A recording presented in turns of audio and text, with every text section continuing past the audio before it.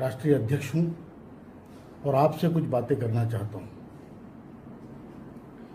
आप सभी को शायद अब तक विदित हो चुका होगा कि 1 जून को हम पूरे हिंदुस्तान में 1 दिन का अनशन करेंगे, उपवास करेंगे, फास्टिंग करेंगे। आप जानते हैं कि हमने आज तक पूरे हिंदुस्तान में हजारों आंदोलन किए, लेकिन हमारी जो EPS 95 के पेंशन्स की जो मांगे हैं वो अभी तक पूरी नहीं हुई। इसके चलते जब हमने दिल्ली में भी कई आंदोलन किए तो हमें सौभाग्य प्राप्त हुआ कि आदरणीय हेमा मालिनी जी के माध्यम से हम आदरणीय प्रधानमंत्री जी को मिले।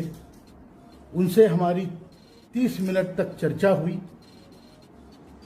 हमारी जो वेदना है, जो संवेदना है, हमने उन तक पहुंचाई आप सभी लोगों की, और उन्होंने हमें ठोस आश्वासन दिया। संबंधित मंत्रियों को उन्होंने आदेश भी दिए,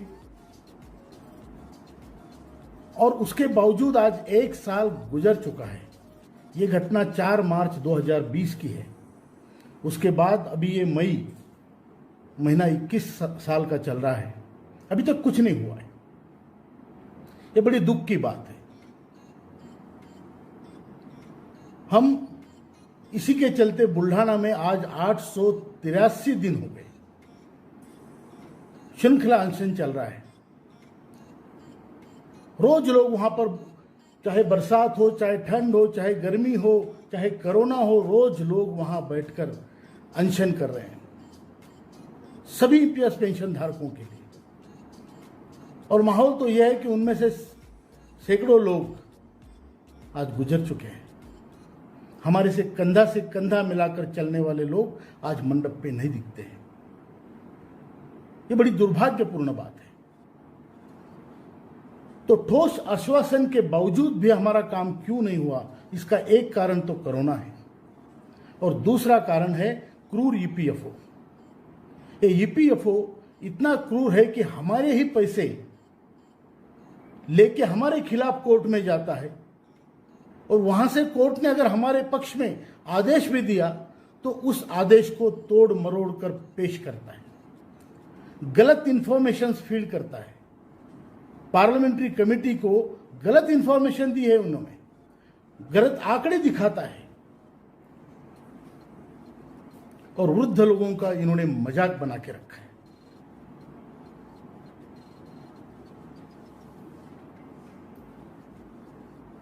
लेकिन आज 1 तारीख को जो हम पूरे देश में आंदोलन कर रहे हैं, हम जानते हैं कि पार्लियामेंट लोकतंत्र की सर्वोच्च संस्था है, और इतने लोगों की जनभावना को नकार नहीं सकते, अनदेखा नहीं कर सकते, और इसलिए हम सभी को इसमें हिस्सा लेना है।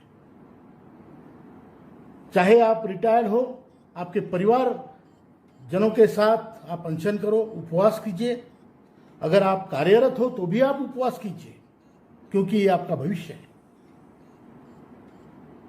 जो लोग बहुत बूढ़े हैं, जो लोग जिनको डायबिटीज है, उपवास नहीं कर सकते हैं, उन लोगों से मेरी प्रार्थना है कि आप प्रार्थना कीजिए, प्रार्थना कीजिए उन हमारे भाइयों के लिए जिनके पास आज एक छोटा मोबाइल भी नहीं है और हम उनके पास तक पहुंच नहीं पाते क्योंकि कोरोना है। उनके लिए हम लड़ रहे हैं और उनके लिए हम ये अनशन करेंगे। जो हमारे भाई लोग, चाहे बुल्ढाना के अनशन मंडप में हो, पूरे देश में हो, जो गुजर चुके हैं, उनके लिए भी हम प्रार्थना करेंगे।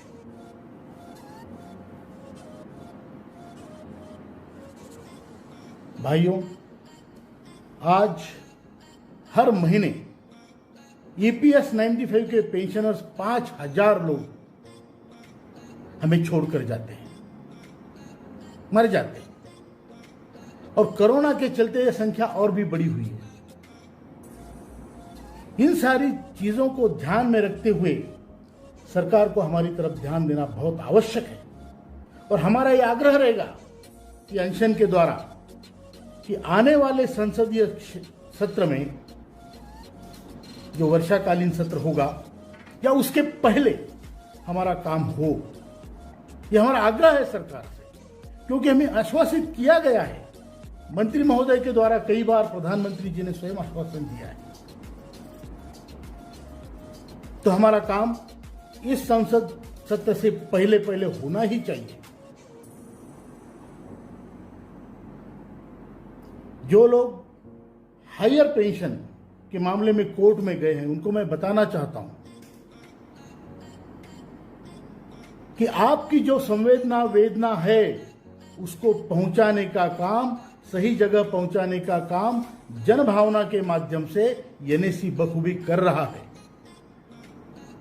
और एनएसी आपके साथ खड़ा है। और इसीलिए आप भी इसमें शामिल हुए। सभी लोग एक साथ अगर ये आंदोलन सफल करेंगे तो हमें फल जरूर मिलेगा।